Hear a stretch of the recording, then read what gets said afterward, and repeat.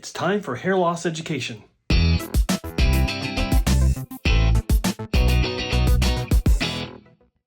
everyone, welcome to the Hair Transplant channel. My name is Joe Tillman and you're watching the official YouTube channel for hairtransplantmentor.com. In today's video, we're continuing the hair loss and hair transplant education series by Sever Muresanu of Hair Transplant Mentor Clinic Hattingen Hair in Schaffhausen, Switzerland. I gotta say, this hair transplant series so far has been fantastic, and it just highlights some of the reasons why I believe very strongly in Dr. Laura and Dr. Sever Muresanu, because they do believe in putting the patient's well-being first, and that means education, that means surgery as a last resort, and it means making sure that patients understand all the shortcomings and the potential pitfalls of having a hair transplant. So in today's video, Dr. Sever is talking about filling in the gaps, which a lot of clinics that I talk to are also dealing with. I hear about it all the time, and it's a very important subject. So let's just jump right into it.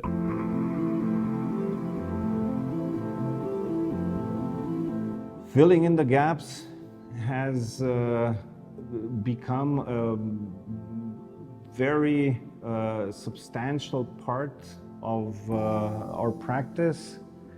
We are seeing a ever-growing number of patients contacting us that have had hair transplants done. Most of them too young. They've had very low aggressive hairlines, what I call aggressive, very low straight hairlines that were transplanted.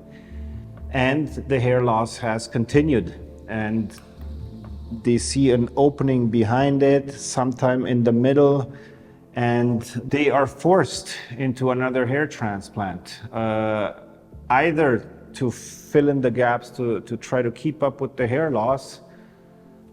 Some of them want to reverse the hair transplant, which is a difficult task.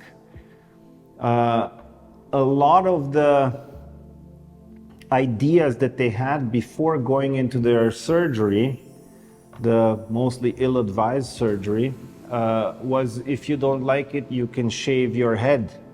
Shaving your head doesn't solve the problem, because if you shave, you still see the little stubbles there. And it doesn't look like a natural hair loss if you have just two patches of stubbles and nothing behind it, nothing in between them.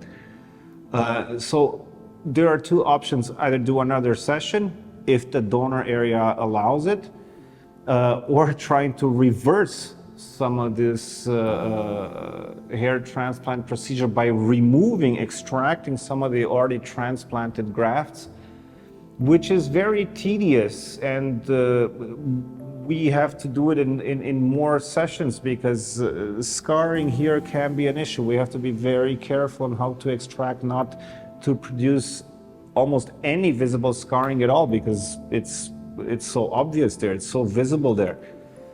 To prevent the gap problem, the individual patient, well, he can try medication to slow down hair loss, but to prevent the problem is proper planning from the beginning, and to think about realistically when is a proper time in my situation to start with a hair transplant. Avoiding a hair transplant in the sides too early is very good advice. Try different hair lengths, different hairstyles, try to cover it up.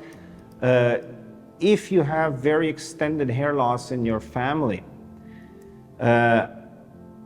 the best way to go about it is to wait until one can address the entire frontal third or frontal half.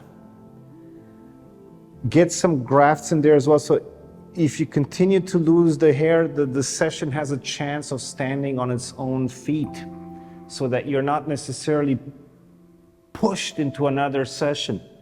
That would be a correct point in time to start with a hair transplant, when you can address an entire area. That was a fantastic video. A little bit short, but straight to the point, and it highlights the problem that I and a lot of others in the industry are seeing with patients that are making the decision to have a hair transplant way too soon and without proper research.